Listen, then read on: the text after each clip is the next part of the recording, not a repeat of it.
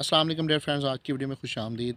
आज ही हम बात करेंगे कि गंदम के बाद हम कौन कौन सी क्रॉप्स लगा कर अपनी जो फ़ी एकड़ पैदावार जो है उसको बढ़ा सकते हैं। तो सबसे पहले मैं आपको बताता चलूँ कि अभी जो हमारे एग्रीकल्चर में एक नई जिद्दत आई है, उससे हम साल में जो 3 फसलें हैं वो आसानी से ले सकते हैं। वो किस तरह ले सकते हैं वो हम बताएँगे आज आज आपको इस वीडियो में। तो सबसे पहले मैं आपको बताता चलूँ कि जो गंदम जहाँ पर तैयार हो गई है उसके बाद वहाँ आप क्या लगा सकते हैं, उसके बाद आप कौन-सी क्रॉप लगा सकते हैं और फिर दोबारा गंदम लगा के हम साल में 3 क फसलें जो हैं उनको कैसे फ़ीज़िबल बना सकते हैं।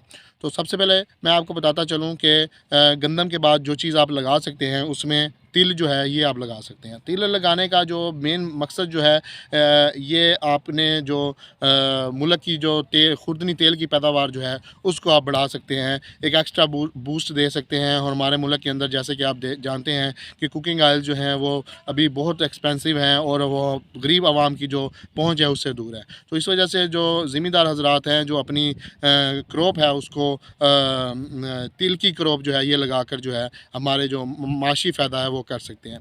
तो तिल की क्रॉप जो है वो 90 दिन के अंदर जो है वो तैयार हो जाती है। तो इसके बाद जो है आप मूंजी लगा सकते हैं और उसके बाद आप जो है अपनी गंदम की फसल जो है वो दोबारा लगा सकते हैं।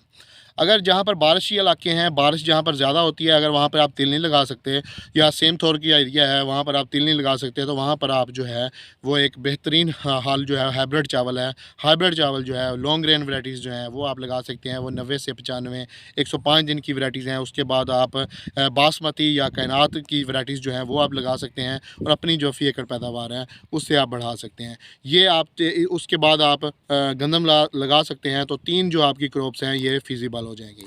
अगर आप अभी हाइब्रिड चावल लगाते हैं और उसके बाद आप मकई लगाते हैं, तो मकई के बाद जो आपकी गंदम है वो थोड़ी-सी डिले हो जाएगी, उसकी जो पैदावार है वो कम आने का ख़तरा है।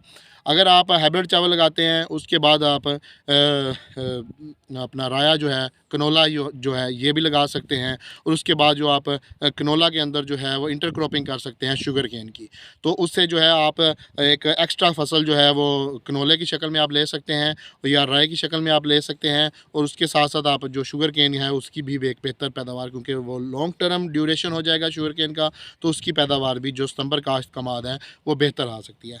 और अगर मैं बात करूँ गंदम के बाद जो है आप मूँगी की फसल लगा सकते हैं। मूँगी की फसल जो है इस पर भी आपको कम मेहनत चाहिए होती है, लेकिन इसकी ज़मीन की तैयारी में जो है आपने जो डीएपी का इस्तेमाल है वो लाज़मी करना है। लेकिन ये एक फलीदार अजनास है और इसकी जो आपकी बैक्टीरिया है, जो नाइट्रोजन की फ़िक्सेशन है आपकी क्रॉप के अंदर होती है, वो ये करने में बेहतर साबित होती है।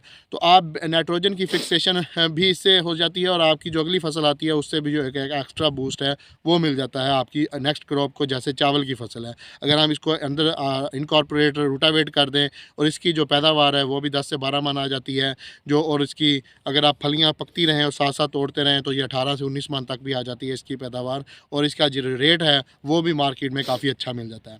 और अगर ओवरऑल मैं बात करूँ रेट्स के हवाले से, तो रेट जो हैं वो हमारी हुकूमतें जो हैं इस टाइम के ऊपर वो किसी भी या हमारा जो आड़ती निज़ाम है ये जो है अभी फार्मर्स के लिए कुछ भी फ़ीज़िबल नहीं है। वो मौके की मुनासबत पे है कि फार्मर किस टाइम पर अपनी क्रॉप लेके जा रहा है। अगर उसने अभी हार्वेस्टिंग की है, वो उठा के मंडी चला गया है, तो तब जो है आड़तियों ने कंट्रोल जो रेट है वो किया होता है और आपकी क्रॉप जो है वो उसका रेट जो है वो इतना मुनासिब नहीं लगता। अगर आप उसको स्टॉक कर लेते हैं तो आपका जो अगर चावल है या राया है या उसके साथ-साथ कनोला है, तो वो अपना वज़न जो है वो घटा देता है और बाद में आपको फिर भी कोई इतना ज़्यादा मुनाफ़ा नहीं मिलता। बाकी अल्लाह ताला बेहतर करे, इंशाअल्लाह ताला अगली वीडियो के साथ हाज़िर होंगे, तब तक के लिए इजाज़त दीजिए, शुक्रिया।